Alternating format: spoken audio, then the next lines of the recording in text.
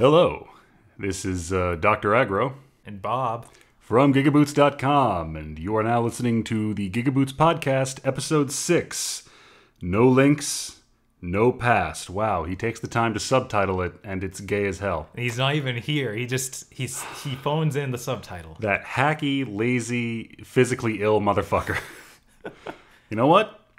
GigaBoots Podcast, Episode 6, Mega Man 4. Sounds appropriate. So, Bob, Dan is physically ill with a throat-based thing he never described to me. I'm going to assume it has chiefly to do with the number of homosexual activities he's taken part in over the last few weeks. Go on. That's about all I got for that joke. It just sort of petered out at the end. Wink. No real... I guess that was the punchline. We got that in there. No punchline. It's 2013, and my joke is insinuating that a friend of mine might be a homosexual. And that may give him throat diseases. Right. Mono. It's the dick-kissing disease. I had not heard that one in school. God help us, it's airborne. So, Bob. So, Aggro. I suppose I shouldn't go completely Andy Warhol here and try to break every form and structure set before me in a vainglorious attempt for immortality. So the question stands, what you playing? I am still playing Dynasty Warriors 8. But, Bob, I've read reviews for Dynasty Warriors games. They're 3 hours long and easy as shit.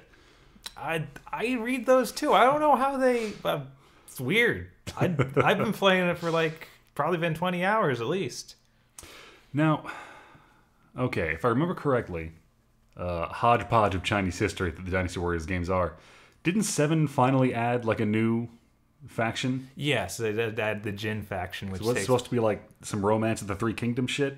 Yeah, and then they added a 4th kingdom? Well, You just kind of sat in the corner and watched? It takes place after the rest of them take place. So it's actually more real history referencing stuff, but what? Wei turns into Jin because some strategist takes over and runs his own, or basically Cao Cao dies, so they don't know what to do. He can be killed? He actually dies pretty early. So this game 8 actually takes place after the events of 7? No, it has everything building up to that and the stuff that continues onward. So that's the same sort of deal they did with 6 or with 7. One of these days I'm going to get a visual chart of what is in Dynasty Warriors games, and it's going to make my brain melt. Fuck. I mean, you can just go there and read the full encyclopedia if you want. It has that option on the main screen. I'm gonna zoom in on a key word in that sentence that we usually use to describe other works as needlessly huge and detailed. Encyclopedia. Yes, there is an encyclopedia. Wow. Has a timeline of the events. Can I just read game synopses of Dynasty Warriors games on Wikipedia? That'd probably do it. Why not? You could go read the Three Kingdoms. I mean, that honestly sounds like the farthest removed you can get from actual education while still learning new information. Yeah, okay. And after that, you just go to some fucking homeopathy website and just take whatever they say as fact, and you're good. We have reached the end of human knowledge. Tragic. Truly tragic. Or not. I don't know. Whichever is funnier. I finally got to download the new Shadowrun game from Harebrained Schemes. It finally came out. I've been looking at it. I felt bad that I didn't support that Kickstarter and get the game. It was day 2 of the Kickstarter. Someone mails me hey, some guy's making a Shadowrun game. I watched the video. Oh, all the guys who have ever made Shadowrun games are making a Shadowrun game. Even the guy who made the shitty 360 one, even that guy.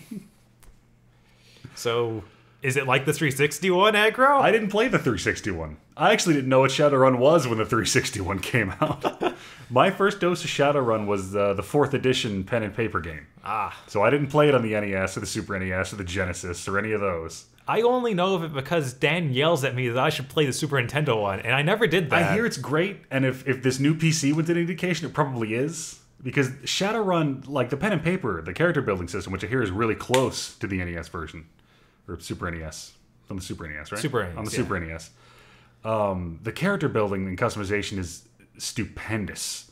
Like when you... there's no rigid class system.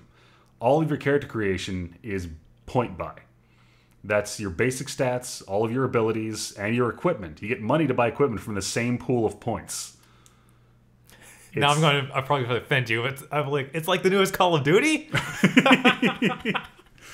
Probably. I don't know. I haven't... Yeah, if that's what they're doing. That is what they're doing. They're doing that point system. Now, when you turn on the video game, it does go like, maybe that's a bit huge immediately. Here are some archetypes to get you started.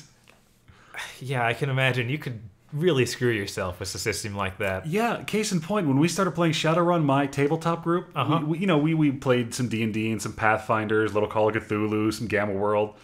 We weren't ready for Shadowrun in that we didn't understand that the combat in Shadowrun is quick and dirty because it's gunfights and shit.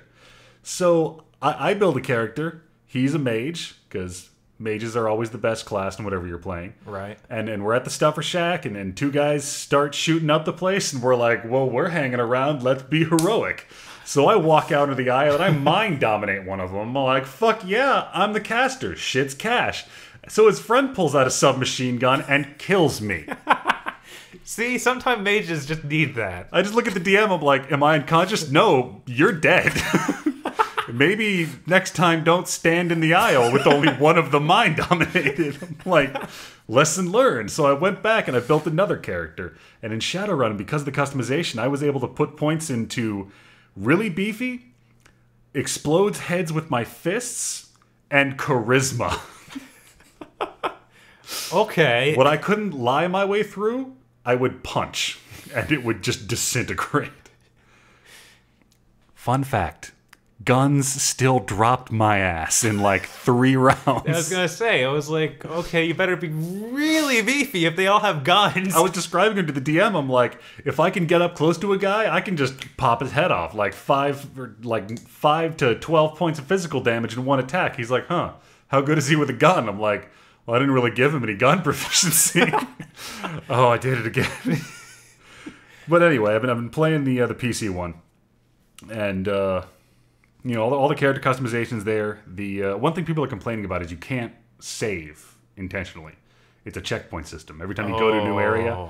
And that sometimes when you're in the middle of a 20 to 30 minute combat thing, or you just finished doing all this customization that you want to try, and then you die and you reset to a checkpoint. That is... I don't know why there are games like that. Like, I understand why people hate that, but that's... I have this weird masochistic streak when I play some video games. And this genre, like tactical grid turn-based, it's one of those ones where I'm like, yeah, fuck me over harder. Make me earn it. I mean, I can see that for like in the middle of battle not being able to save. That makes sense to me, but right. It would kill me to not be able to save after I finish customizing my stuff and I'm about to go do something. Yeah, from what I'm hearing, it was supposed to be all of your decisions have to count and you make them matter and all that stuff, but people are just kind of pissed. Right. I think the most important thing about the game as the final product is all the narration, all the writing, it sounds like Shadowrun. It's got that right sense of weird, dark, dry humor that Shadowrun always does.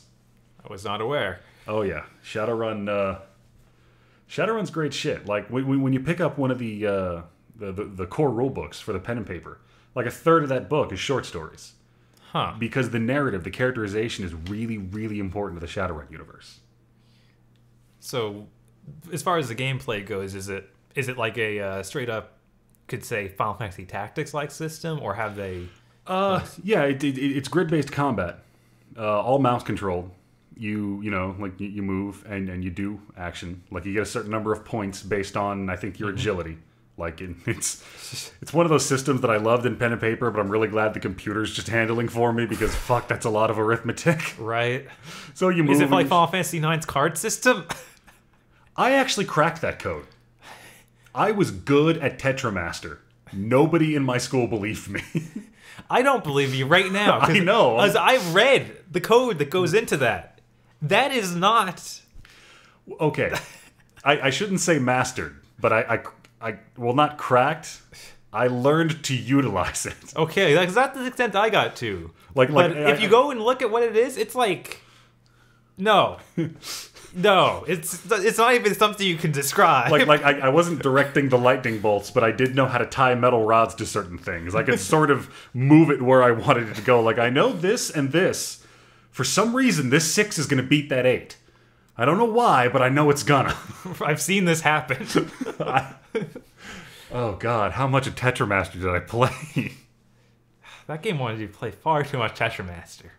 Like, you only had to win, like, 3 times. True. I fucking hunted those games down. That was like where you get the best stuff if you did it. Mm-hmm. Like, you could jump into that tournament, and I think it gave you, like, some amazing sword. Yeah, you got some stuff. I never beat the final match in the tournament. That guy's bullshit. Because you play normal Tetramaster, it's like, why am I losing? These numbers don't mean anything, which is the most frustrating thing you do to someone in a video game, not tell them what the numbers do. Right. And then he's got cards that I'm pretty sure don't make sense in the normal game, where it's just, this card's gonna win. What's its numbers? Nobody gives a shit, it's gonna win. It's a dragon, it's gonna win. Fucker.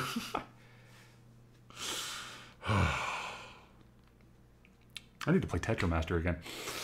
So, I guess we should move on to the news. We're gonna move on to the news. All the news that's fit to print, well, to type, and then regurgitate into a microphone for your ear hole. Your ear hole.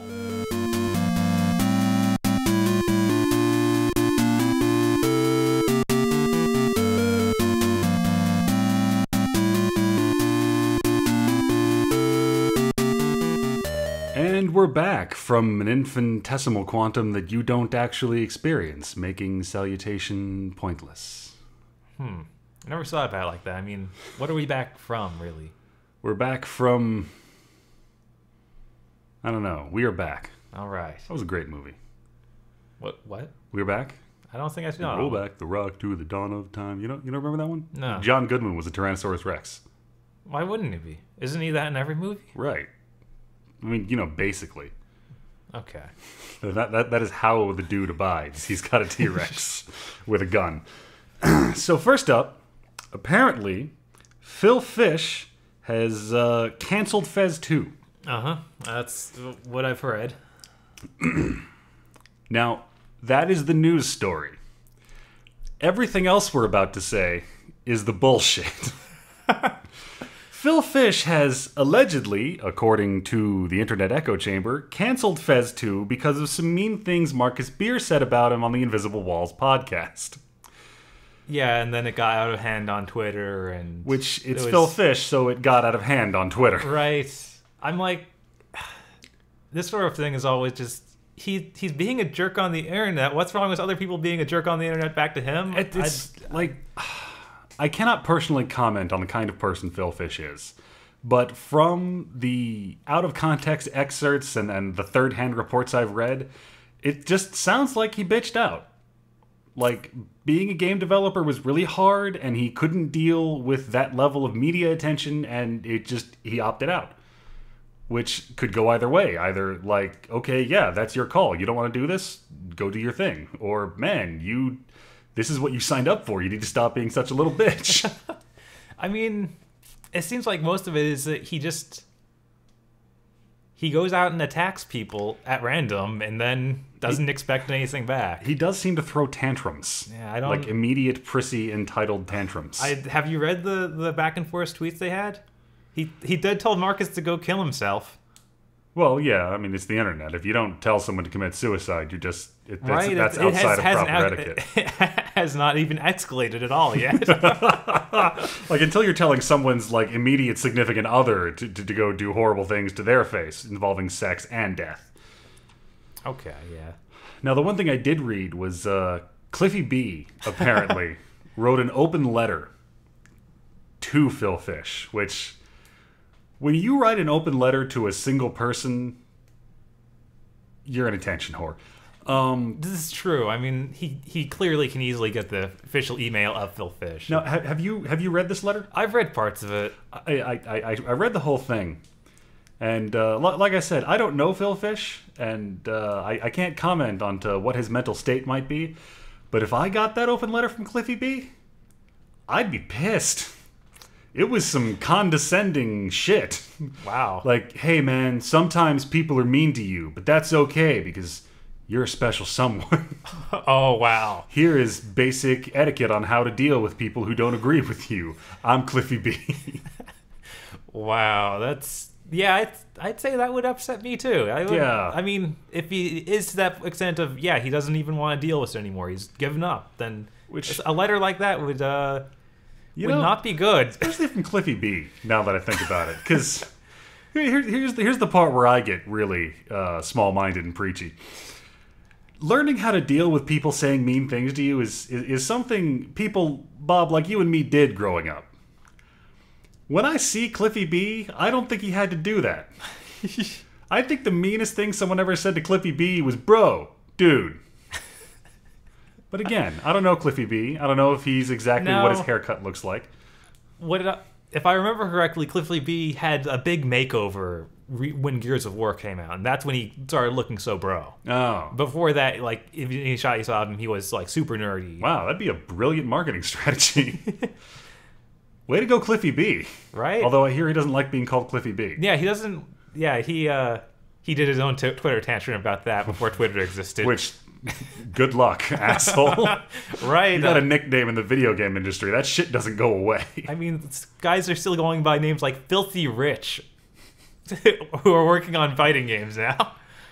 Because that was their fighting game community name. It makes sense. Honestly, I hope the fighting game community never changes. It is amazing. I hope it stays as like mid-'80s vitriolic, dirty underground arcade scene as it ever was.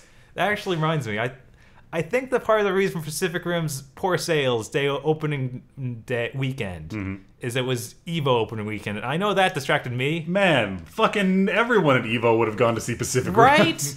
They should have at least like plastered that over the streams. I would have been like, badly? It did really badly. It did worse than Grown Ups 2. Damn it! Right? You know, this is why we didn't get that out of the Mountains of Madness movie. Shit like this. Was that the other one Del Toro wanted to make? Yeah. Okay. James Cameron was going to fund that shit. It was going to be rated R. That would have been amazing. Right? That would have been like the milestone of a generation. But you lazy fuckers... Like, I understand if you didn't want to go see Scott Pilgrim, you still should have, like, bought a ticket to Scott Pilgrim. We need sales for this shit.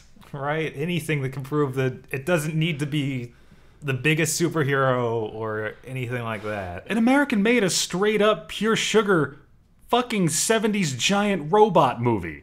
It's like Robot Jocks had sex on your face. Well, we're getting off topic. Before I talk about Pacific Rim for 3 hours, I'm just going to read this straight from Dan's summary because in a Q&A panel about Lightning Returns Final Fantasy XIII, Toriyama and that other guy said that not only did Lightning's boobs go up from a C cup to a D cup, but the game features jiggle physics. They also note that players have full control of the character, unlike in previous Final Fantasy XIII titles, where her movement was controller, and the physics act differently depending on which outfit she's wearing. I'm going to say that last part again. The physics act differently depending on which outfit she's wearing. Yep. I asked, I remember when you guys showed me that 13-minute video of 13 gameplay, does it make any sense that this character, Lightning, from what I've seen of her in her characterization, to be dressed this sluttily? No. But now we know. See, it wasn't a story decision, it was a mechanics decision. And you have to respect that. It was... if they actually explained it away in the plot, that could be hilarious. But as far as it's marketed now, it's clearly just marketing, and that's terrible. And I should note, for anyone confused by the label, that like Lightning's not a D cup. What are you talking about? Japanese D cup is American C cup. Yeah, I got that. Which is, it's a lot like fat guys regular large. We really need to stop doing shit like that.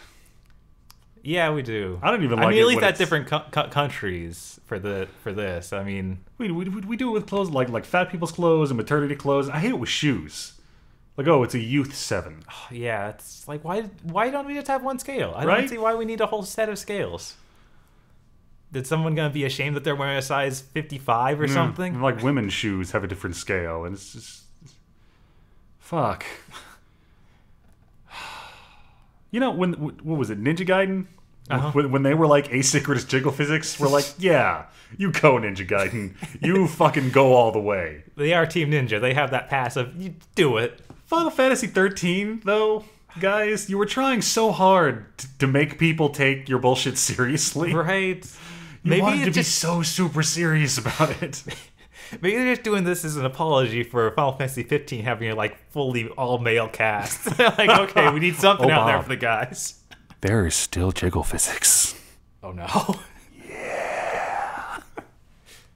So get ready for that. Next year's E3, they're going to show off the jiggle physics for 15. It still won't be out for like the next 10 years. That's right. Why is the camera locked here between his legs? We'll never know. This makes gameplay really hard to control. Oh well. Did we mention that Phil Fish quit making Fez 2? Oh yeah. Looks like this is actually that same Cliffy B article that he's... This is really important. Okay. Apparently Kotaku ran an article with excerpts from the Cliffy B letter. Right, because Cliffy B needed more coverage. Stuff. I don't... God damn it. Kotaku. Game Trailers also reported on it again. And they have this tone of... Is he doing this for hits? Which apparently offended a lot of people on the internet because a lot of them see Game Trailers as the source of Fez 2 being canceled. You know, whatever happens, this is not Marcus Beer's fault. Seriously. It does seem Speaking also as just some fat asshole on a podcast, this is not his fault. Now, I'd like to say, as I do with, you know, normal news, that this shit's none of our business, but they kind of did it all over the internet, because that's the only way people can communicate these days, is on open forums for shit that really we don't need to hear. But Kotaku, I know, Kotaku, that you don't actually have standards or morals or journalistic ethics, but really, bro? An article with excerpts from the open letter Cliffy B wrote to Phil Fish after his bitch fit and cancellation of Fez 2. Yeah. Stay classy, Kotaku. I think even NeoGAF has a rule at this point where it's like you can't post anything from Cliffy B's blog until he makes a game. Just it's gone too far. So moving on from that to something with numbers. Apparently we got the prices for Xbox One accessories. They dropped. Exciting. Apparently people are on the near side of unhappy about it.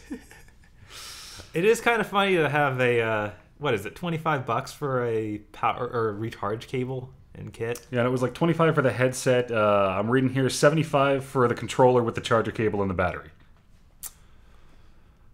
How much were DualShock 3s? DualShock 3s are currently $55. I believe that they launched at $60, possibly. I think they were $60 at launch. Yeah, they were $55 or $60 at launch. Yeah, so for the controller with the recharge cable, the battery, this is about what I was expecting for the Xbone controller. Well, yeah, because they do charge $65 currently for that setup. It's got like 4 motors in it, Bob. Or like 18 or whatever. I mean, it's always funny to compare the two because it's like, yeah, we go in expecting Microsoft to charge us more even though the console is already more. And that headset, IGN reported the other day that it's going to be packed in with the console, but no one else has. So I don't think that's true. Because it's for a long time they've been saying, no, it's not going to be in the console, you use the Kinect. And, right. Well, they do a 180 on everything else. Right. So it's just... It's part of the untenable maelstrom of random Microsoft PR. Right. I mean... Because I do remember when they're like, does it come with a headset? Like, no, you've got the Kinect. Please stop trying to act like the Kinect's useful. Right. And I think that the main complaint there has always been, well, even if it affects your voice right, I don't want these guys coming out my TV speakers. Right? Which is obvious. Microsoft, you guys go to the part of your company that makes regular PCs and talk to them about proper vent etiquette. You put the outgoing voices into the headset so that shit doesn't echo in your microphone. Or talk to anyone who uses Xbox Live currently. Right? it's mind-boggling, like, how out of touch they are with their own community and company. And, yeah. I mean, proper vent etiquette is something we should teach in school. Like, shit, at my job, I've got a radio with, like, 30 other people having radios walking around. Right. And I want to strangle some of them and go, push the button, then start talking. Finish talking, then let the button go. Yeah, I can only imagine how freaking painful that becomes. They get all mad, like you're like, what did you say? And they say it all angrily the second time, like, I said I'm here. I'm like, well, not to me you didn't, fuck ass. I love because of all the Kinect hate. That whenever Sony, in some of the pictures they've got the camera next to their console and they don't talk about it. Like, yeah, no, it comes with it. Now, the funniest thing I've heard recently, we actually don't have it on the news thing. Mm-hmm. They canceled, they pushed back several months Kinect Sports Rivals. It was supposed to be a launch title. There is now no title that is Kinect. That's Kinect-centric at all. It's like, oh, you get the Kinect features in Rise and Battlefield? Who even wants that? Bob, I think we're living in one of those eras that is meant to be looked back on. Where, 20 years from now, they're like, man, this console launch is just ass backwards and retarded. Like, no. You don't know what ass backwards is. And then, 20 years from now, they're listening to this podcast, and they're like, they thought we'd be launching new consoles in 20 years? Right. Fuck. Quick, hook me up to the nutrient gel. We'll get to PlayStation 9, darn it. Oh, God. I still look up that video every couple of years and hope. Okay. There's apparently a demo out on Steam for Castlevania Lords of Shadow. I read this last night. He sent me this list of news, and I meant to go look for that, and I didn't. I didn't look for it because I don't want to see it. I don't want to hear about it. I don't want to see videos for it. The next time I boot up Steam, I better not see an ad for it. That game ruined me. That game... That Let's Play was a mistake. I will never have another peaceful night because of that fucking Let's Play. We really Maybe someday I'll be glad I did it. We should have just stopped halfway when we realized it was only going to get worse. Ugh. But no. Why did he even... He had to bring this up on the podcast. Make us see it. He's probably not even sick. Right. He's probably hiding. Son of a bitch. He and Warkana are talking on Steam right now, laughing about this. Warkana. I have never hated someone I liked so much. So, this one was kind of weird. That chick who was at the Ubisoft E3 conference? Oh yeah, Aisha Clan? No. Aisha, yes. It was Aisha Clan of the Kataro, resident officer at Blue Heaven, that's the one. She is apparently going to be in Watch Dogs. Yeah, I saw that trailer. I think the more interesting thing about that trailer release was how god-awful it looked. Yeah? Yeah, did you actually watch it? No, I didn't know there was a new trailer. That would have been a better thing for Dan to have told me than, oh, that chick's in it. I don't care who the voice actors are. It was literally a trailer just to show off her in it. Oh, okay. She's not doing a voice. She is playing herself. She's doing the voice, and she's actually... Right, she's mocap. Yeah, mocap. She's, yeah. I don't know if they're... Yeah, but likeness and everything. Right. Like that. Okay. But yeah, the trailer they showed for this, it looked awful. Like, literally... Like, technically not well done? Technically, just... It looked like it was PS2, just slightly better. Like, I don't know if you ever saw Mercenaries 2 when it got ported to PS2. Uh-huh. But, it was downright terrible. Like, people were, okay, is this the last-gen version or something? Are we sure this isn't just, like, really early work on those sequences? No, they even, in fact, went to Twitter and said, that's not how the game's going to look. And okay. There was some back and forth there, and it's like, okay, what the heck did you release then? What was that? I don't know. I guess like early builds just show off that she's in it. I guess they had nothing else to show off or didn't want to show off. Right. I'm really waiting for Watch Dogs to pull like a left field shocker in the second act. Like something they just buried around a very obvious Batman-esque air of mystery. Right. I mean, with Assassin's Creed they pulled it off. So maybe they'll... Yeah, that was wild. Maybe we'll have one more thing that has a great first game and then 5 years of garbage. Oh, damn it. You know, every time I see comments on a video for Watch Dogs, everybody's like, why does this game look like ass? And we deal with this every time a console generation comes around. Right. Where one game comes out and it's like the best looking tech demo of the show, and everything else that isn't up to those standards looks like shit. And it makes you want to strangle some 15-year-olds. I do agree with that, but at the same time, Watch Dogs, like, something about the way everything moves, it looks definably like current gen. I mean, I wouldn't... That first trailer they showed, actually, the way movement and stuff looked, it looked different from how it started looking the next year at this E3. Mm-hmm. And that, yeah, it seems like Ubisoft does that a lot of, okay, this is what we're shooting for, and then... But yeah, for some reason I keep seeing the trailer and I'm like, it looks okay. It definitely looks acceptable for next gen. I'm not saying it looks ugly or anything, but it doesn't, like, I wouldn't say it looks like Infamous or anything like that. Yeah, it's one of those things like Infamous 1. I usually tend to like games better when they're not complete top of the range. Right. Because the only people I've seen pull that off really well that I really like was fucking Naughty Dog. Yeah, I keep looking at Watch Dogs thinking, this is going to be like Grand Theft Auto 4, isn't it? Just not good. Here's the thing about Grand Theft Auto 4. Yeah. That game was built wonderfully. What it was going for, it hit on the nines. It wasn't something that I found very fun. It wasn't, it was designed not to be fun. It was beautiful, and I loved what they were doing, and I'm glad that it exists. I just didn't want to play it. God, open world games, man. There's that line of, okay, it's cool that you're doing that, but I want to have fun in this open world game. That's why Infamous was just, holy shit, the surprise. Man, am I having fun? Holy shit, I'm having fun. They're letting me do the what? No. Oh, yeah. But yeah, they even said on Twitter, this is back to how bad that trailer looked.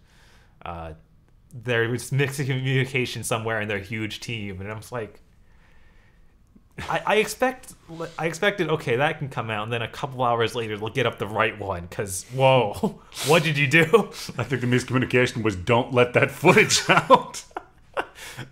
Okay, yeah. Maybe by the time this podcast goes up, they'll have something resolved. But yeah, if you didn't know, she is the one who hosted the Ubisoft conference. Right. Okay. Just making sure we hit that. So I'm of two minds. Like, I really love her work in Archer. She does great voice work. She was just insufferable during that conference. Right. I don't know. But on the other hand, I think that might just be the direction Ubisoft gives its hosts at this point. It seems the most likely explanation. Is true. I hear that she's not bad in Whose Line. I need to see that. Oh, is she the girl in Whose Line? Yeah, she's the new host. Oh, yeah, right. You're right. I have not, because I remember they were making some new ones. Yeah, they just. And it was like, wow, Cullen Mocker and not Greg Proops, Ryan Stiles. You guys, you're getting older. I'm getting older.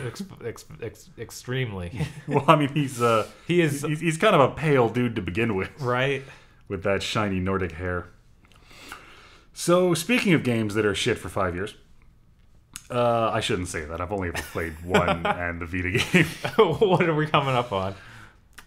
Is this the Assassin's Creed news? Yes. Ubisoft has been... I'm sorry, it's Ubisoft, apparently. Ubisoft, It's French. It's exquisitely French. Ubisoft. It's a French-tastic company. That has explained what some of their PlayStation exclusive content is going to be for Black Flag. Apparently... I didn't actually read this one earlier. You get to play as Aveline de Grand Prix from Liberation.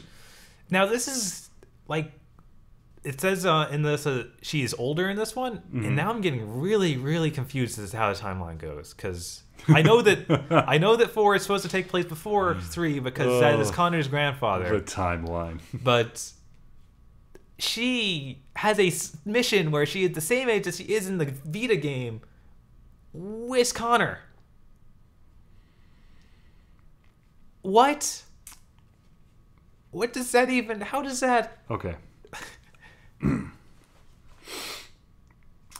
When you're playing as one of the Hashashin in revolutionary America and the golden age of piracy, you really need to let the timeline go. Okay. Like, I remember when X-Men First Class came out, I had a friend who was like, I'm not going to go see it. Why not? Well, this character and this character shouldn't be in this time period at that age. They have no respect for canon. I said, what? They don't have any respect for X-Men canon? Oh, no.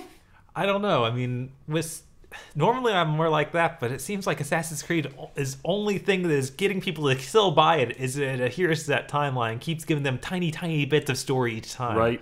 Which, yeah, I gave up on halfway through 2, but... I gave up on when... Shit. When did... Oh, yeah. I spent years going, I'm going to play 2 as soon as I finish the slog that is the end of 1. Yeah, God. Never did. Ubisoft's like, okay, 5 guards, that's a fight. 20 guards, that's a hard fight. No, Ubisoft, 20 guards is a nearly impossible fight with your combat system. I don't know what you're talking about. That combat system is so hilariously simple that that was just, oh, I'll use the hidden knife. Okay, here's the time strike for that guy, that guy, that guy. It was just okay, now like, it's 20 minutes of walking around like somebody attacked me so I can do the counter move. Why did I have to do the mini game where I had to like use all the moves with the longsword? What is this even for? Yeah, it seems like all of those fighting 20 guards sequence just shouldn't have been in Assassin's Creed. No. The most fun part was setting up the assassinations, doing them, and getting the fuck out. Yeah, I don't know. And 2 had the same problem of it. Right at the end, it just hit a complete slog. Mm-hmm. Like, you get to the final mission, and like, okay, to do this final mission, you need to go search through every city's, every little nook and cranny and find these little map pieces. Oh, God. Like, Wind Waker, is that you? Are you back? But worse, because you aren't in an ocean anymore? I honestly loved that part of Wind Waker. It was weird. I knew I shouldn't have, but I just kind of turned my brain off and did it in a sitting. I enjoyed it. I don't know. But I think that had a lot to do with freaking... I really like boat stuff. So boating around and swimming around for like hours for no good reason. God, didn't they announce an HD Wind Waker for the Wii U? Yes, that is coming out this year. Because I remember when they announced it, the first thing everybody was like, can you control the wind with the touchpad so we don't have to do the fucking song every time? And of course the answer is no, you can't. Fuck you. You have the fast sail, though. The fast sail. Mm-hmm. It's red. Lets you speed up. It'd be really tacky. Red sail on a red boat. It is. I mean, damn, bro. I think that there's like a punishment to you. You're like, I'm going to go faster. Look at this. So, it's at this point in the news roundup that Dan has succumbed to the mania of his illness because he has listed that Kotaku has an excellent review, an excellent review of Popeye's chicken waffle tenders. I read this. This is the best thing on Kotaku I've ever seen. We should just stop the podcast right now and get some chicken waffle tenders. Now, are these chicken tenders that are breaded with waffle? From my understanding, they are chicken tenders which have been breaded with waffle mixed with some maple flavoring. And then they have your maple dip. Hot damn. Right? I've never actually had chicken and waffles. Neither have I. I keep thinking about it. It sounds awesome. But I've been betrayed before. And I have also found delicious combinations where there shouldn't have been. I recently, Twinkies came back. Right. Recently. The sweetest comeback in history. I think that Dan has told me of this story. And you know, have you had them since they came back? No, I haven't. They're not as good. Ah. They honestly aren't. The texture's different. They're not as good. I hope that's like a first batch problem, because Twinkies were like good American whiskey. It was the equipment they made them in was half the thing.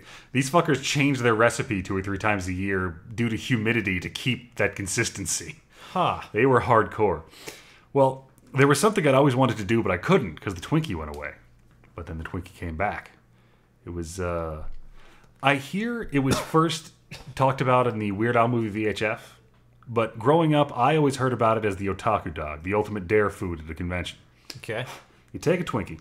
Uh-huh. You turn it flat side up. Mm-hmm. You cut it like a hot dog bun. Oh, no. You then cook and put a hot dog in that bitch and cover it in Cheese Whiz. Now, I know what you're thinking. That sounds awful. Right? Yeah. I thought that too. I was once as you are. I held it in my hand. I smelled it and I thought, this is a bad decision. Bob, I put that shit in my mouth. It was awesome. No. Yeah. Like no two of the flavors went together. But the three of them did. Bob, you know me for years. Right. You know I eat whatever the fuck I want. Basically. I experienced food guilt for the first time. I would imagine something like that is a Twinkie with Cheese Whiz and a hot dog. I thought, I shouldn't be eating this. It's really bad for me. I was scared, but also I felt a calming joy. You found something that's just too much for you, even. It was akin to a religious experience. I felt the finger of God. It felt like a hot dog. I think that was the hot dog. So yeah, we need to go to Popeyes. Do we have a Popeyes? I actually looked it up. There's supposed to be one in Destin. I don't know if they closed or not. Huh. I know there used to be one there. I used to think we had a Church's in Niceville, but it turns out that was just the name of a furniture shop that used the same font. Wow, that's illegal. Right? Those guys are fuckers. I drive by and I'm like, fried chicken. Damn it. There is a Church's in Fort Walton, or later was. Yeah, but we've got a Danny's in Niceville, so who the fuck needs anything else? Well, with Popeyes having waffle. Yeah. Yeah. But I mean, honestly, I can drown my sorrow in fried mushrooms. God, I love Danny's. That's what I'm doing tomorrow. I think I swallowed a fly. You did. I watched it. It was pretty awesome. It is still stuck in my throat. Let's take a break here for a minute. Well, you get some water or a spider.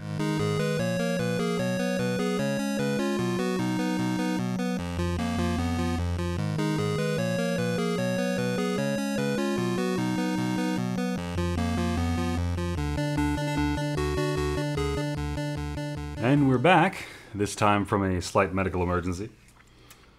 Dokuro? Whatever it is. Dokuro. It's one of those ones I have problems like romanizing either emphasis at this point. Let me how's it spelled? It's Dokuro. It's Dokuro. I just don't know how to Anglicanize that as Dokuro or Dokuro. Let's just go with Dokuro. That's easier. Yeah, my neighbor Dokuro. Oh, that's creepy. 2D puzzle platformer. Apparently, there's a quick play of it. Yeah, we did that. Never seen it. So now you go watch it and you're in the... Right? I'm in the moment. I'm experiencing history along with our fan base, both of them. Let's see here. It is on sale on PlayStation. Oh, wait, no, it's free on free for PlayStation Plus. Okay. Nice. I really got to do that eventually. Yeah, I mean, if you're getting I kind of want to play online on the PS4. Nah, that's overrated. Which I should clarify that they have clarified that playing online multiplayer, you need PlayStation Plus unless it's a free-to-play game anyway.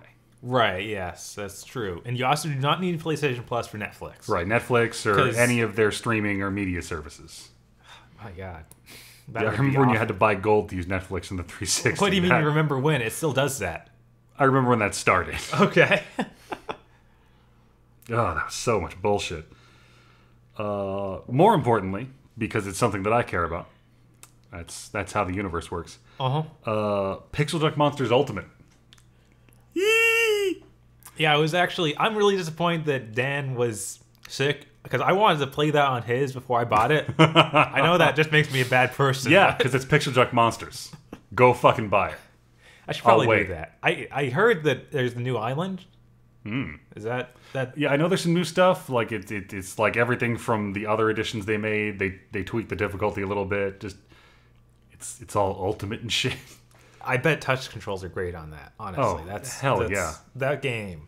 Oh my God! If I could use touch controls to pick up coins while moving the guy with the stick. What? No. Super easy mode. Fucking yeah, that was a whole new dimension to tower defense right there. Well, anyway, it's $12 for PlayStation Plus and $15 for the rest of us common rabble.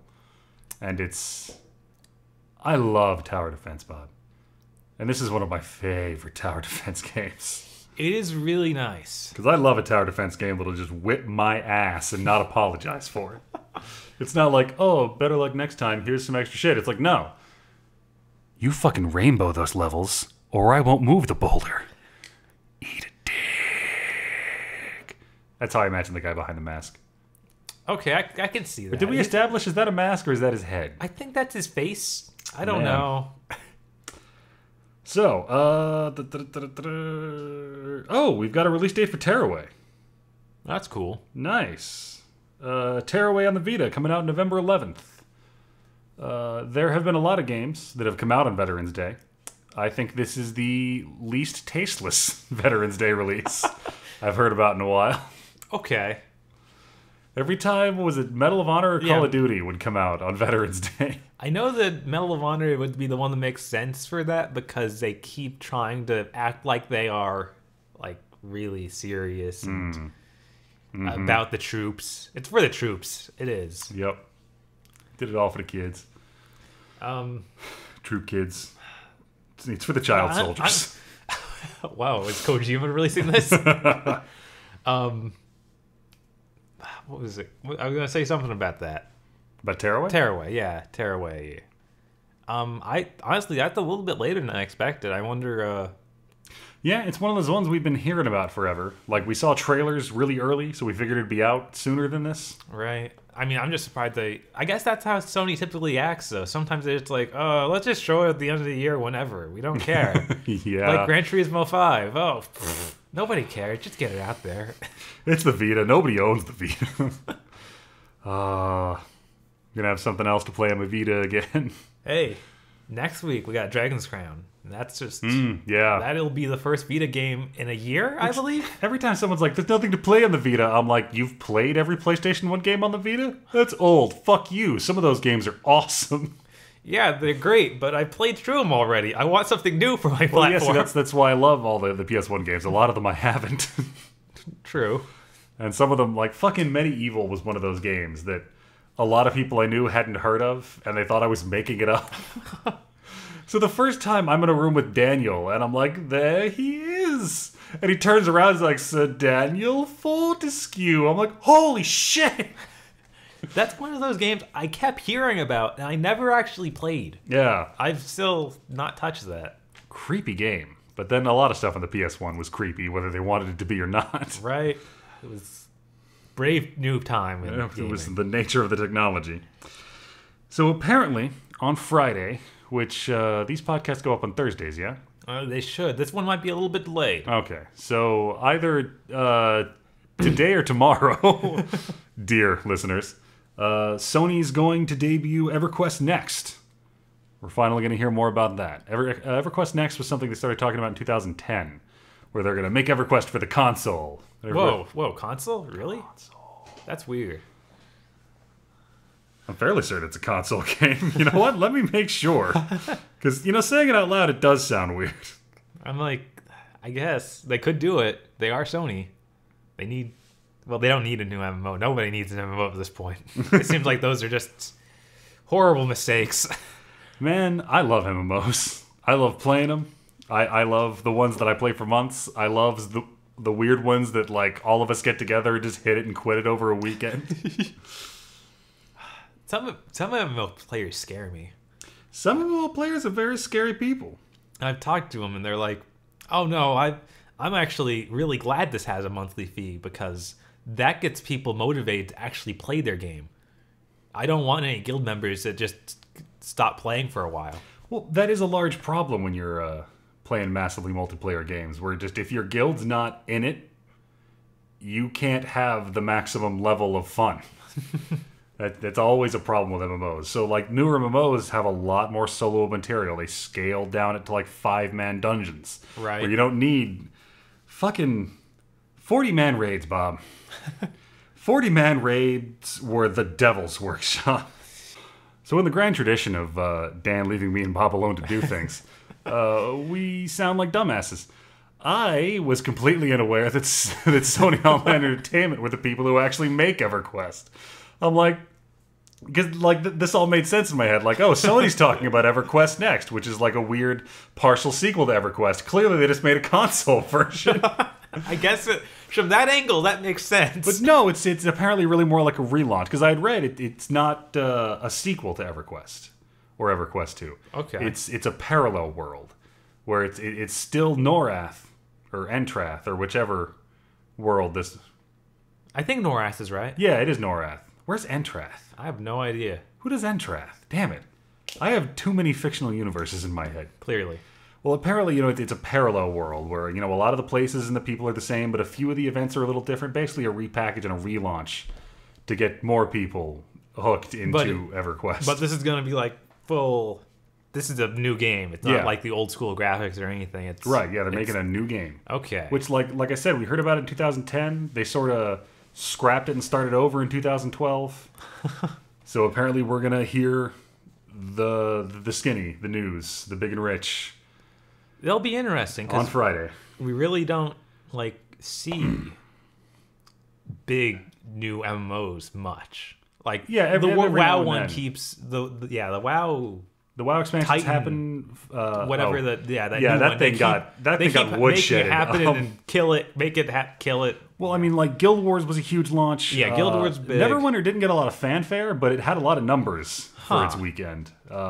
Real fun kind of pick up and play sort of deal. Right. Real story based. You can solo the whole thing, see the story. It's my favorite kind of MMO. I really think I need to prepare some people for the launch of a new EverQuest game. Hi guys, Dr. Aggro here.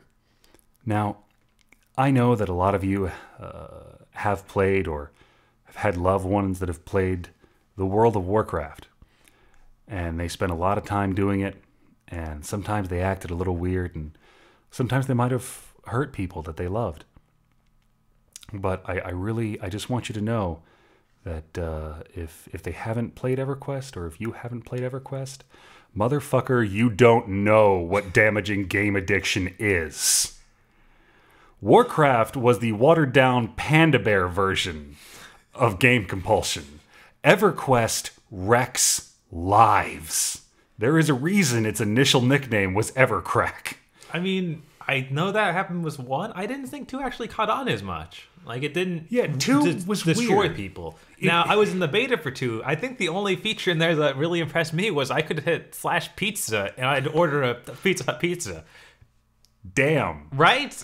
How many years before the Xbox did that shit? Fucking innovators. Right. Now, I think the thing that happened with EverQuest 2 is it wasn't any less addictive or damaging than EverQuest 1. There were just too many people still hooked into EverQuest 1. I can see that. Was it EverQuest 1 or 2 that went free to play recently? It was probably 2. Finally. Yeah. Like, shit. People still play to pay EverQuest. Yeah. Like, I don't think you guys... are like, from what I've been seeing on the internet of not hearing about this, the hurricane's coming, all right? We are not prepared for the second coming of Christ here. If this game is a true EverQuest, some people are going to die. You're talking to a guy who kicked WoW like 2 or 3 times, been living clean for years. I've never touched EverQuest. That shit is a shelf above me, and I know not to touch EverQuest. That reminds me, we got Final Fantasy 14 Realm Reborn launching this month in August. They sent me an email because I was in the beta for the first version of that game. They're like, we fixed it. No, you remade it. Don't call me anymore. Yeah, I'm like, how are they still charging people for this? Did they start charging again? Yeah, it's a new subscription fee for it. I'm like, okay, because I know they stopped for a while and they just shut it down. Like, honestly, from the stuff they were pitching about 14, if a lot of that made it into this game, I still want to play it. There's a lot of really interesting ideas in the combat system that I want to try out. I remember those ideas being interesting on paper, but when I was playing that beta, I was like, this is... Oh yeah, the beta was a broken pile of trash. That was the problem. So it's full game, apparently. Fucking... A brief history of MMO Final Fantasies. In the beginning, the guys at Square Enix made Final Fantasy XI. and it was bad. And they hired some guy to fix it. And he did. And it was better. And people were happy. Well, then they made Final Fantasy XIV. And it was bad. And they hired the same guy to fix it. That just, like, what else was he doing? Right? Like, was he busy? Did you not call this motherfucker? Or did your game just, like, turn to shit and he rode in out of the sunrise? Hi, I'm back from space. Here's a pizza. I'd heard some weird rumors about 14 was originally completely outsourced to Korea, which I believe, but I don't know if that's true or not. Wow. Right? Yeah, I'd buy it. It's much repetitive use of everything in that game. Fucking Korea, man. I want a lot of their MMOs. like I said, like those ones that you'll hit it and quit it over a weekend. They make some great shit. I want the Dragon Ball MMO. Yeah, I keep seeing that, and like some Devil May Cry knockoff is an MMO. I'd play that. Just so many great weird things that you just like. What was it? Who made Wakfu? Was that the French? Yeah, I think that was French. Yeah, that game was great. Those classes were nuts. Oh, you play the healer. I'm like, why am I doing shit tons of poison damage? Am I out damaging? I'm out damaging the archer class. What's going on? I figured out how to use the guy who uses all the shields, because like you got to put a shield on the enemy and then infuse it with a rune to blow him up. I don't fucking know. It was crazy. It was an MMO with turn-based grid combat with friendly fire. It was amazing. Yeah, from what I played, that was really interesting. I wish they'd give you a little bit more for the free content, because it was like, oh, you can go around the starter area and do nothing. I know a lot about how this game plays. Thank you.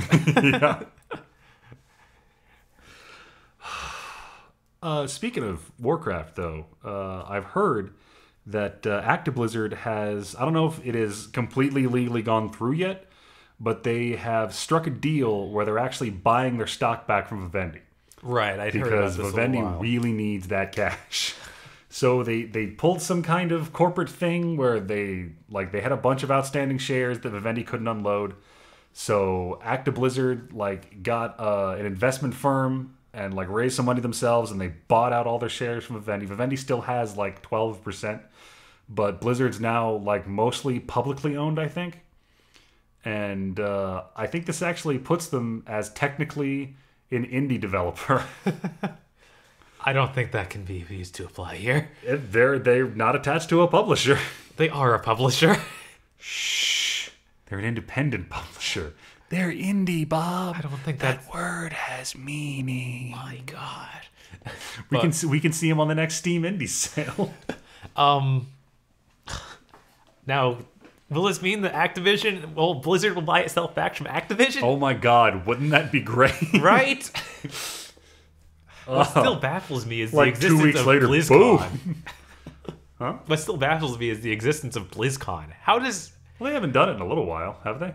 There's a new one coming up. Are we going to have another BlizzCon? Yeah. Okay. I think there's been one every year. No, they've taken a couple years off. Okay. Before Diablo 3, they're we're not having a BlizzCon. Because we don't have shit to announce and we're busy. I was like, you need to do it for the fans. And this is something Blizzard is very used to dealing with. I don't know if you're familiar with World of Warcraft forums. These are some of the most entitled players on the planet because they're used to some of the best customer service and company response on the planet. So whenever they get just a little too shouty uppity of we deserve this and you have to give it to us, Ghostcrawler comes out and he makes a blue post where he basically just goes, you guys need to shut the fuck up before I nerf paladins again. That is one way to deal with it. That is his job. He is I think he was lead systems designer and frontman for everyone bitching about every time a patch comes out when they rebalance, you made my class unplayable. No, I didn't. Learn to play your class. Yeah, that exists in every genre. Mm-hmm. There's no way you can get past that. Every now and then I take a day and go to the forums just to read that shit. Someone would post a chart warriors are now in the middle of the damage meters, making them completely unplayable. Wow. L2P nubcake. I hear it every week at the Salty Cupcakes podcast, or not podcast, live stream, which is for Skullgirls. Mm-hmm. It's just Mike Z on there like, no, I nerfed it, but it's not broken. If you were a good player, this wouldn't matter. Right? Which I think, full disclosure, I've only ever played Mage because, once again, it's the best class in any game you're going to play. And they never really nerf mages, ever. Like, every now and then, they turn us into, like, Death Made Manifest God mode and go, oh, wait, shit, hang on, give me that move back? Okay, now, and it's never like, they don't turn our numbers down. They just alter the mechanic a little bit. You can only do this, like, every day, once, maybe? Like, Fingers of Frost now doesn't have a perpetual stack up to 5 that you can replenish. Now you just, it procs and you get 2 charges. That's... Because you guys are ice lancing everything to death in the face, and it's just not fair anymore. Because here's the way it goes. They always buff mages a little bit every patch. Warlocks rubber band back and forth between being face roll god mode and useless nonsense. Paladins somehow get majorly nerfed every time. I was gonna say, paladins aren't some weird mage now, are they? Like, every time there's a huge content patch, paladins get a bunch of new moves and Pally's wreck face. And then they get nerfed and nerfed and nerfed and nerfed and nerfed. It's like a roller coaster.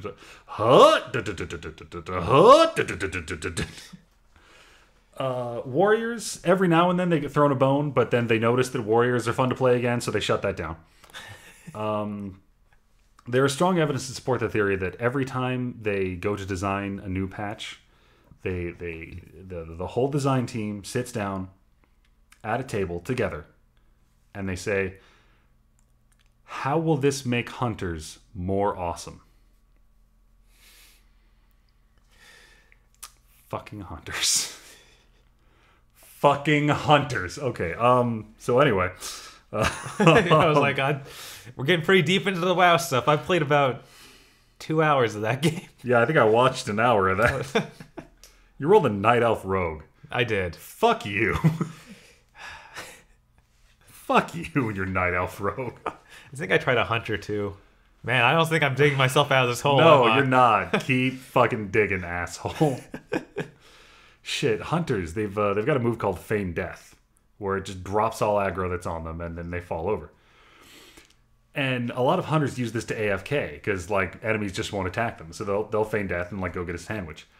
I can't remember which patch they took it out of, but I think it was, like, after the first expansion. If you Feign Death for more than, like, I think it was either 20 minutes or 2 hours. There was a 2 in there. Your character died. Hunters figured this was working as intended. Like, oh, well, like, I depressed my heart rate and slowed my breathing, and I did it for too long, and I died. Right. The bug team finally got around to it. They're like, oh, we fixed that thing where you die if you feign death for too long. Like, what?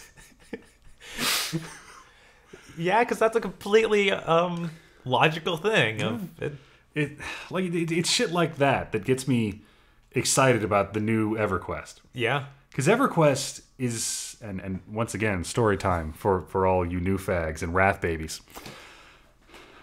MMOs today are a safe, fun-loving, balanced place for the whole family to enjoy community and fun times.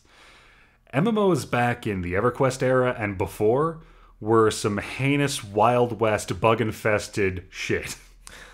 It was like, amazing. Wait, before EverQuest? I think EverQuest is the first MMO. No. No? No. No?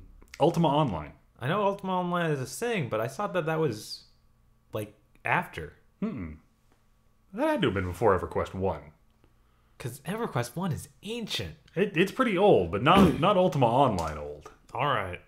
No way. Maybe we should Wikipedia this. We're going to go to the internet. Once again, Wikipedia, my constant ally, Ultima Online 1997, EverQuest 1999. All right. Lord British is not to be doubted.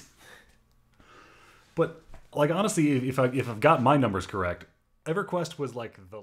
At this point, Aggro continues to talk about MMORPGs until our recording device runs out of memory. So, good night, everybody.